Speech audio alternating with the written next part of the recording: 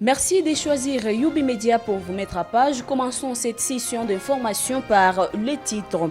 Des fauteurs de troubles ont été arrêtés dans le village Murambi et Kieru en territoire de Nyiragongo lors d'un bouclage organisé par les autorités de l'EFSA M23. L'administrateur de ces territoires affirme que les suspects seront auditionnés par les services compétents et les innocents seront relâchés sans condition. Vous les suivrez dans ce journal.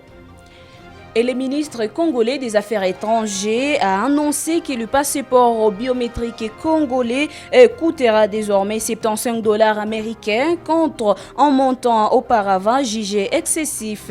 Vous aurez des précisions sur comment remplir le formulaire pour obtenir ces documents dans ce journal.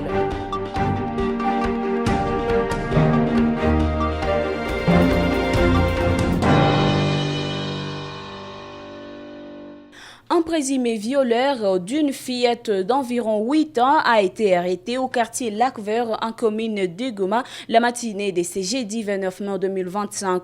Selon les chefs de ces quartiers qui nous livrent cette nouvelle, le sperme était encore visible sur l'organe génital de la victime. Des décimitimes précisent que ce présumé violeur a été vite maîtrisé et sera auditionné par les autorités compétentes et répondra à ces actes. Et puis, de présumés semeurs de troubles ont été interpellés au village Murambi et Kiheru dans les territoires de Nyiragongo. C'était au cours d'un bouclage systématique organisé dans cette partie de la province du Nord Kivu par les autorités de l'EFSA M23. L'administrateur du territoire, M.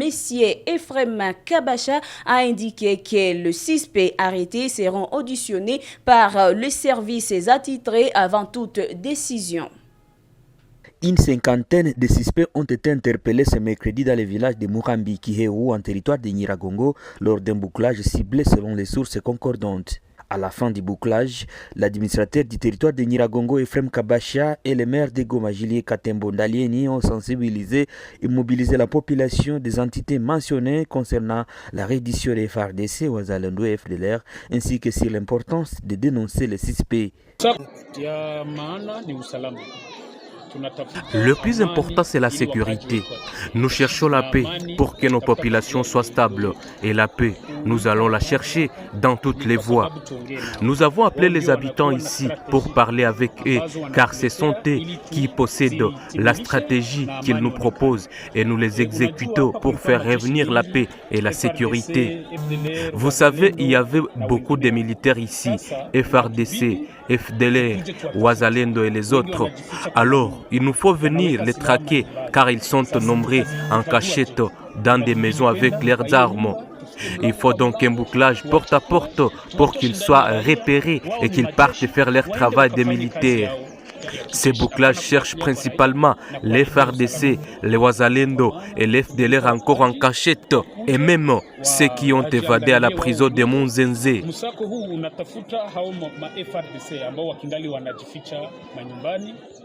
hii inatafuta hao wazalendo, inatafuta wa FDLR na pia wale ambao walitoroka kwa magereza ya Munzenze.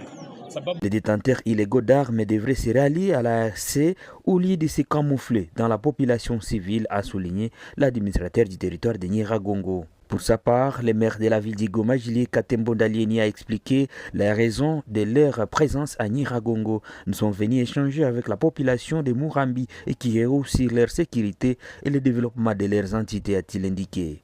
En raison de l'insécurité croissante, la population a demandé aux autorités du mouvement révolutionnaire ASM23 d'effectuer des bouclages porte à porte afin de rétablir la tranquillité, a expliqué le maire de Goma. Lors de sa récente visite à Kichanga le mardi dernier, le gouverneur Bahati Moussanga Erasto a prôné la paix et le vivre ensemble tout en annonçant plusieurs projets de développement dans cette partie du territoire de Masisi. Je vous propose de les suivre tour à tour avec les habitants de cette contrée du Masisi. Tunawaomba watoto ya Kichanga, watu wakuje tujenge pamoja twende mbali. Tuko naomba mkuye tuungane, mulete babiana, tujenge jeshi ya kweli, twende mbali. Ile ni ya kwanza. Ya pili, watu waache ubaguzi wa ukabila. Vile vitu tukivifanya tutaleta maendeleo. Leo hii tuko natengeneza barabara ya Sake kwenda Masisi Nyabiondo, tukisha tuko na proje yengine kuko ba partenaire benye tuliongea, tutatengeneza barabara ya kuanzia Sake, Kichanga, Mweso, Nyanzale mpaka Nyabiondo. Leo tuko na programu nyingine kesho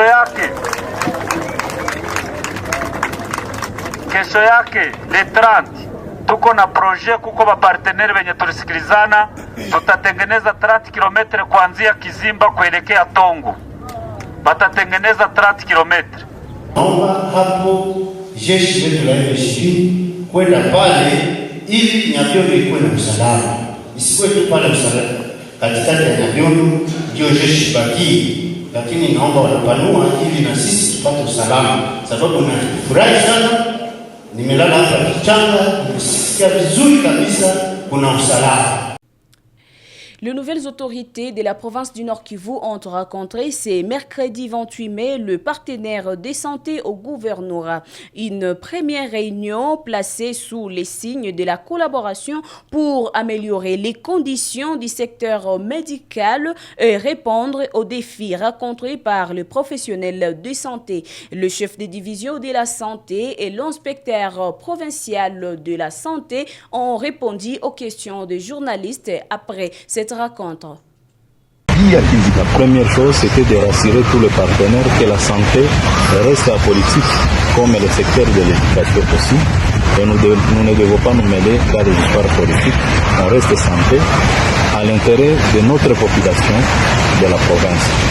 Et l'objectif était de présenter maintenant le plan d'action opérationnel avec ses priorités par rapport au secteur de la santé en province du Nord Kivu et le plan de contingence des urgences sanitaires et pour demander à nos partenaires de s'aligner derrière nos priorités et rassurer aussi aux partenaires une bonne collaboration avec eux, que nous sommes disposés pour une bonne collaboration et mener des activités ensemble à l'intérêt du bénéficiaire qui est la population. Oui, ils sont prêts pour l'accompagnement. Et eux aussi ont demandé comme garantie, ils ont demandé même à l'autorité provinciale d'avoir aussi une garantie par rapport à la protection des structures sanitaires. Et l'autorité provinciale a promis que c'est quelque chose qui a commencé. Il y a des avancées significatives par rapport à la protection des structures sanitaires en province du Nord Kivu. Les grands défis, c'est l'impunité. Nous, en tant qu'IPEX, Inspection provinciale de la santé, nous sommes là pour réguler le secteur de la santé.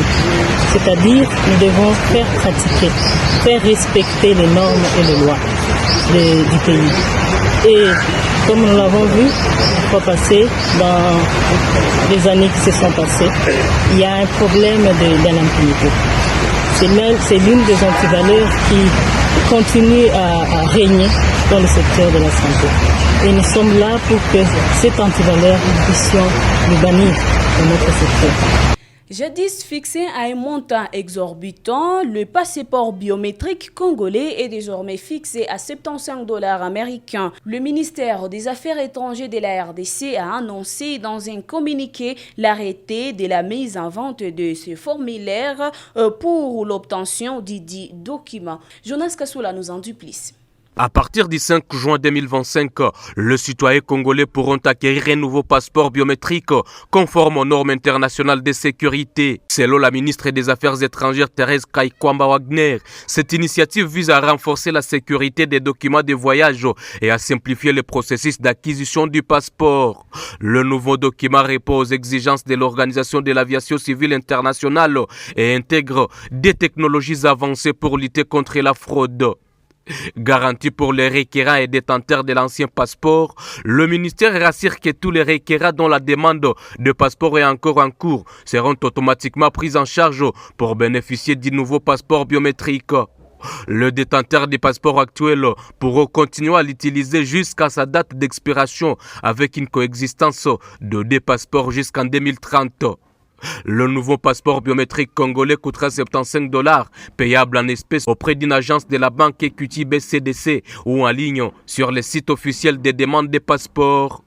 Le processus d'obtention sera désormais simplifié et entièrement numérique.